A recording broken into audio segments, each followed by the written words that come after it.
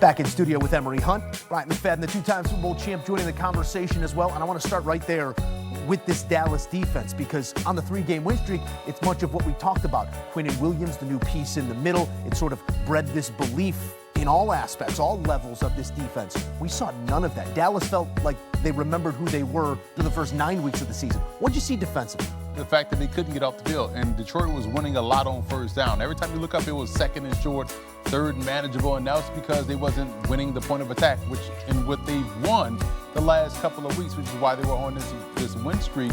So Detroit really dominated the point of attack. They were averaging 7.5 yards per play, and Dallas really couldn't get off the field. They couldn't get timely stops, and they were just getting mowed down. Every time they gave the ball back to Detroit, Detroit marched right down the field, and it's because they were in advantageous situations because of how they won on first down. You talk about not getting off the football field for the Cowboys.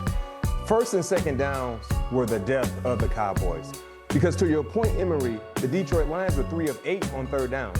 So it wasn't like they were great, but they didn't get the third downs because they were converting first downs on first and second down. So that was the biggest issue for the Dallas Cowboys, the inability to win first and second downs. Because what we saw from the Detroit Lions was they were going to try to find a way to get Jahmyr Gibbs going in the running game. Well, initially, there was no window of opportunity. But what did they do? Get him going in the passing game. And if you're the Dallas Cowboys, I understand Amon-Ra St. Brown was making his return, but you got to find a way to see how healthy he is. Because if you look at some of the positive things that Amon-Ra St. Brown did, it was in zone concepts. I know Eberflus is more of a zone kind of defensive coordinator, but you want to have someone be disruptive on him because when you got hands on Amon-Ra St. Brown, clearly the quickness wasn't there. And when you look at the Dallas Cowboys, guys, not just their defense, I know we're talking about their defense, but their entire team, they played this ball game for the first 3 quarters like they had a comfortable seat in the playoffs. No sense of urgency wasn't there, especially from the defensive side. Yeah, and the linebackers, I was just amazed at how they were never meeting the running back at the point of attack. Dallas gave up 5.6 yards a carry to Lion running backs. So, to B-Mac's point, every first down it was cut in half. Then the second down, first down. The linebackers were getting baked in the run game. They were getting baked in coverage. And therein lies the reason why they couldn't find a way to get a key stop when they needed to against Detroit. Following this loss, Dallas's playoff chances, according to our sports line projection, dipped to 10%. They'll have to, at best, win out and get to that 10-6-1 mark. I think the math adds up there. 10-6-1, and they would then need a tiebreaker against Green Bay. So they need Green Bay to not get to that 10-6-1 mark, the team that they previously did tie with. It's looking like 11 or 10 in a tie is what's going to take to get into these playoffs. That hill may be too steep now for Dallas moving forward. We'll take a look at the playoff picture here in just a moment, but let's talk about those doing the baking that you speak of. A lot of Jared Goff, a lot of Jahmyr Gibbs. A third of the plays they run end in the hands of Gibbs, whether it was pass, 7 receptions, or on the ground with that design run. You talked about, Emery, the game plan was clear. Yeah, and John Morton did a fantastic job, the offensive coordinator, calling plays because he kept Dallas guessing. Just when they thought, okay, this is going to be a run, nah, it's a quick screen out to the outside. Just when they thought Jahmyr Gibbs was going to be a decoy, just out in a route, nah, they're throwing him the football. That Texas route was killing those guys all throughout the game. And then in certain down and distance situations, when you thought you had a bead on what they were going to do, let's say the last real drive they had with the football, or they're just going to run the ball and try to, eat up some clock and punt. Nope, we're going to throw the smoke route, and boom, chunk play to Amon-Ra St. Brown, who also got the ball a lot, considering that we thought they were going to try to use him as a decoy because it was his first game back coming from the injury, and we didn't know how healthy he was going to be. But, man, John Morton was in his bag. Outstanding job. Kept those guys off balance. John Morton, Dan Campbell, either or. They did a great job. Calling plays and executing, most importantly. And the thing that kind of got everything going offensively for the Detroit Lions was Jared Goff. Because when you look at this game, we all felt like, based on what the Dallas Cowboys defensive front, what they've been able to do against opposing quarterbacks was make things difficult for them.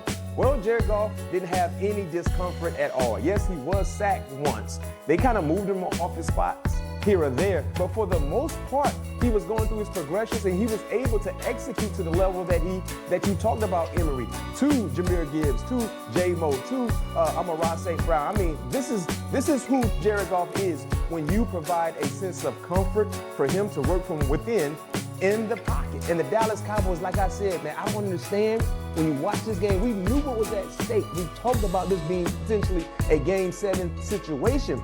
The sense of urgency was never there for the Dallas Cowboys, and we saw the sense of urgency for the Detroit Lions. One team was prepared, and they were ready to fight for their lives. The other team felt like, no, if we don't get it today, we can get it tomorrow. And clearly that's not the case. 25-34 for 309 and a touchdown for the orchestrator of all this offense in Jared Goff. I think if we wanted to make a checklist to start this game, it was get the ball to Gibbs, win first down, win third down, and defensively get Dak to the ground. We saw him sacked 5 times in this game. Detroit's pass rush, despite giving up these 30 points, got home, forced him off his spot, and I think indicative of their game plan on that checklist, stop the man wearing number 3, Matt. We've watched George Pickens do what he's done over this last month plus. He was held to his second fewest receiving yards in a game this season with just 37, and a good amount of that comes with no 88 on the field. How'd they shut down Pickens in this one? Guys, remember what I said during the pregame show, and for our viewers, if you don't watch what we do during pregame shows, you're missing a treat. I said they were not going to let who get off for the Dallas Cowboys. Who? Who did I say, fellas? George Pickens would be my guess. That's who I said. I said George Pickens would not get off. They were determined to make sure number 3 does not have an impact in this ball game. And yes, we saw 88 eating before he left the game with that concussion. That was the game plan. And that's what teams will start to do with the Cowboys in terms of their passing game, because if they can get number 3 out of the game, oftentimes he's not engaged. He's not involved. It's almost like when he sees that safety shading over to his side, he's just not in the route concept. And that still messes up the entire passing ordeal for Dak Prescott. Because even if you're being doubled, you need to run routes like you're not being doubled, because you still have to open other opportunities for some of the other pass catches. And that's what the Detroit Lions did along with the way they went hunting today. I mean, I haven't seen this pass rush from Detroit Lions in quite some time. If they can kind of incorporate into their game, this could really improve their chances to make the playoffs. But it started with not allowing George Pickens to have the impact, and they made sure they were able to hunt Dak Prescott. Most importantly, with only 4 guys.